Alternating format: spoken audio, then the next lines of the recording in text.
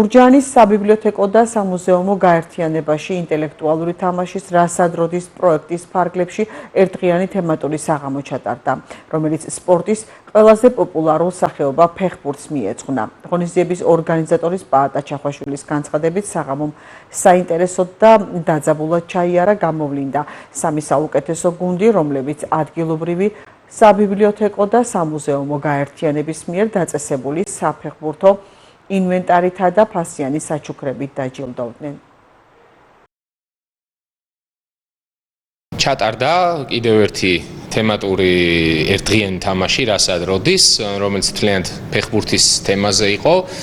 საინტერესო გამოვიდა, 30-ზე მეტი მონაწილე მოთამაშე მოვიდა და საპრიზო სამეულიც გამოვლინდა, რომლებსაც საჩუქრად საბიბლიოთეკო და სამუზეუმო გაერთიანების მიერ დაწესებული საფეხბურთო ლიტერატურა, საინტერესო წიგნები, საფეხბურთო ინვენტარი და ესეთ სიმბოლური საჩუქრები შეხვდათ.